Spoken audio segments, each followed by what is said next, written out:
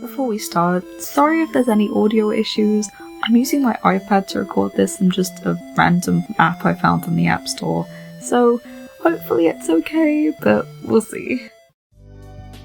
Hi, I'm Rainy, and if you're a Deltarune fan like me, no matter how long you've been in the fandom, you are likely losing your mind waiting for the new chapters. But if you've been around since 2018, you've lost it a long time ago. Ever since Chapter 2's release, this fandom has slowly been devolving into madness. And it's fun seeing all the different crack theories and even the serious plausible theories that people have somehow been able to develop whilst only having a fraction of the full game. However, as we get closer to the release of Chapters 3 and 4, there's one theory I've seen floating around that I'm not the fondest of.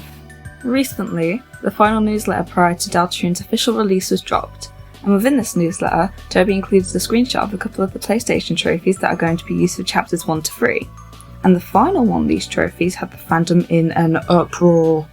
This trophy was titled Chapter 3 End, and includes the subtext complete without issue. And if you've been in this fandom as long as I have, you know exactly where people's minds went with this. A fair amount of fans believe this alludes to Susie, and that the chapter will end without her. And this makes absolutely no sense to me, for an absolute myriad of reasons. Don't get me wrong, I absolutely love crack theories, but this isn't getting treated as one when I really don't see any possible way this could actually occur in the game from what we know about Chapter 4, Toby as a creator, and Undertale and Deltarune as games. Quick disclaimer before we get into the actual video, this is not meant to ruin the fun of anyone who believes in this theory. This is just something I find really interesting, and I want to discuss it because breaking down this simple theory has really allowed me to delve deep into certain aspects of these games that I wouldn't have been able to otherwise, and for that I'm really glad people thought of this. But if you aren't interested in hearing some random boy on the internet kinda demolish this whole theory, please click off now, this video isn't for you. This is going to be a short one. Whilst from what I've seen online, I haven't seen any real evidence for why people believe this to be the case. The one reason I could think of regarding why people believe this theory is the changing of the spelling of Susie's name between Undertale and Deltarune. No matter how deep in these fandoms you are, it is a well-known fact that Toby loves anagrams. Anagrams are all over Deltarune. Undertale and Deltarune, Asriel and Ralsei, Susie and Issue. And oh wow, you Rainy! Isn't that the word used in the flavor text for the Chapter 3 End trophy? Why yes, dear viewer, who absolutely sounds like that, it is! And furthermore, the spelling of Susie's name was originally S-U-Z-Y in Undertale, so the change in spelling has to be important in some way. So the fact that this specific word was used for the trophy has to mean it's alluding to Susie, right? Well... there's a lot of different things that can debunk this theory, so let's start with the simplest one.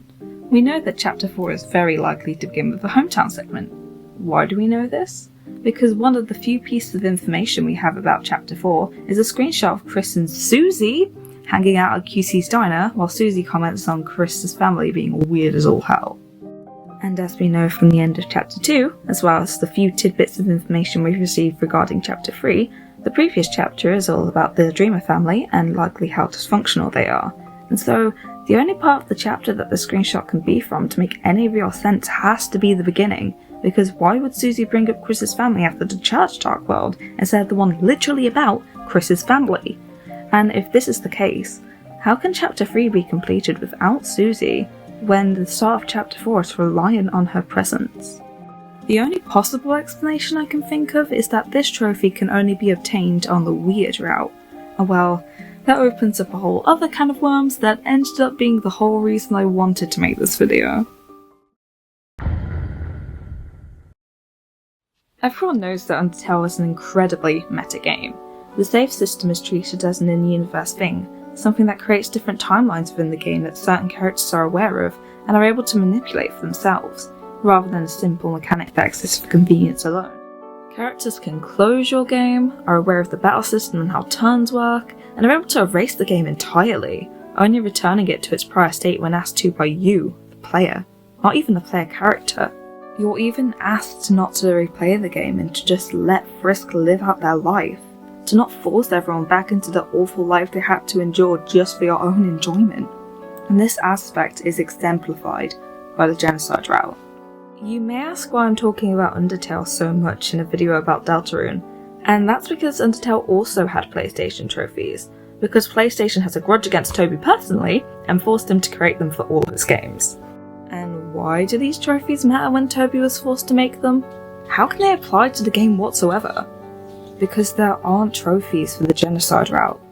The genocide route is a meta-commentary on the completionist mindset and how messed up it is that you, as a player, will erase the memories of these characters you know and love and spend hours growing close to and spending time with, so you can ruthlessly kill them just for a little extra content, just to see what happens.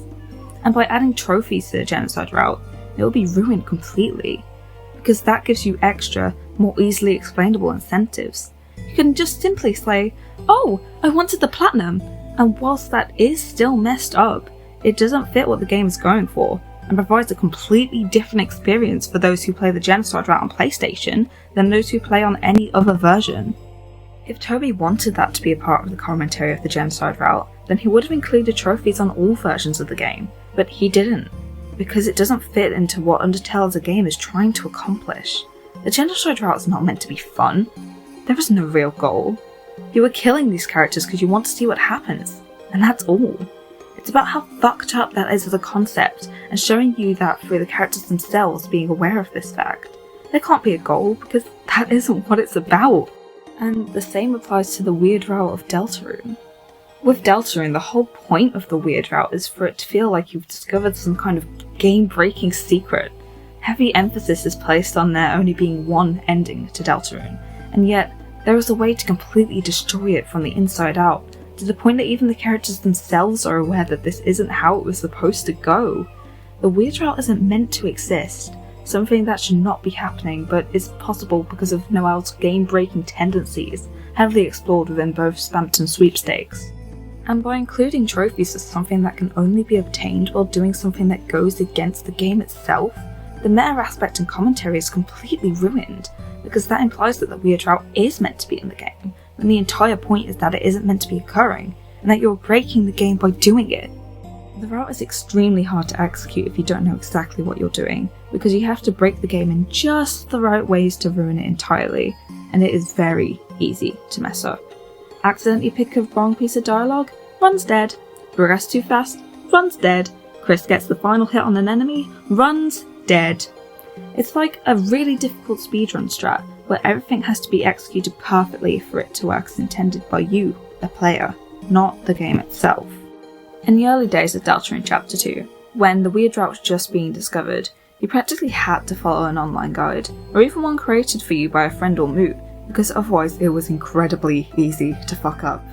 This aspect of it specifically is really interesting in regards to the meta-commentary of the route itself, as the community slowly finding out about this route together and being forced to follow online guides to find insane secrets within the game you're not even sure are real yet, is really reminiscent of playground rumours and blog posts discussing these exact things. This route is very carefully designed in the same ways that Undertale's genocide route was, and there being a trophy that directly goes against the intentions behind the route would really ruin the whole point of it. And whilst I see how Chapter 3's whole not applicable but thing in regards to the weird route could possibly lead to Susie not being in the party for Chapter 4, I also heavily doubt that occurring. Maybe tensions will be higher for the party like how they were somewhat at the end of the Cyberworld, but Susie outright leaving doesn't really make much sense to me, given how greatly that would affect the story from what we know about Chapter 4. When it comes to complete without issue, I really do just think it's Gaster talking how Gaster talks. It's very clear that these trophies are written by him, and to me that phrase just sounds like something he would say. It's also very likely Toby realised we would think this and just wrote it like that to fuck with us.